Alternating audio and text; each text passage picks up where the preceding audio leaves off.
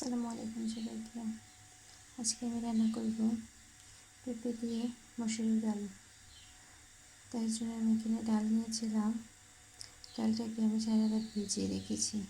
এখন এটাকে লবণ দিয়ে সিদ্ধ করে ডালটাও সিদ্ধ হয়ে গেছে। এখন ডালের মধ্যে দিয়ে দেব হলুদ গুঁড়া,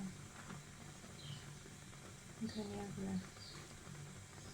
লবণটা যেহেতু আমি আগে দিয়ে দিয়েছিলাম তাই এখন আর দেব না। দিয়ে দেবো আদা বাটা, রসুন বাটা। এখন আমি ডালটাকে ভালোভাবে ম্যাশ করে নেব। ডালটা আমার ম্যাশ করা হয়ে গেছে। এখন দিয়ে দেবো পরিমাণ মতো পানি। পানিটা দিয়ে দিয়েছি।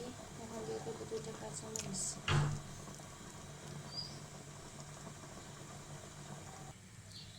এখন দিয়ে দেবো আগে থেকে সিদ্ধ করে রাখা পেঁপেগুলো।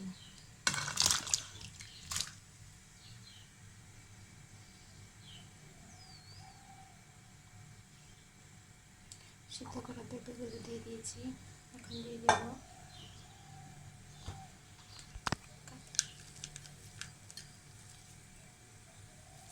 পেঁয়াজ কুচি।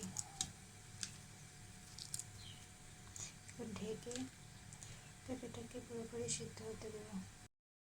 পেঁপেটাও সিদ্ধ হয়ে গেছে, ঝোলটাও কমে গেছে। এখন আমি দিয়ে দেবো জিরা গুঁড়া।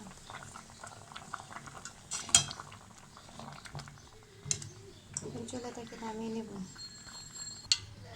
ফোড়নের জন্য দিয়ে দেবো শুকনো মরিচ, পেঁয়াজ কুচি আর রসুন কুচি।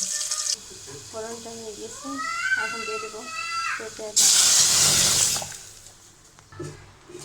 ডালটা আমার একদম রেডি। চুলাটা বন্ধ করে দেবো। তৈরি হয়ে গেল আমার পেঁপে দিয়ে ডাল রান্না। ভিডিওটি ভালো লাগলে আমার চ্যানেলটাকে অবশ্যই সাবস্ক্রাইব করে দেবেন।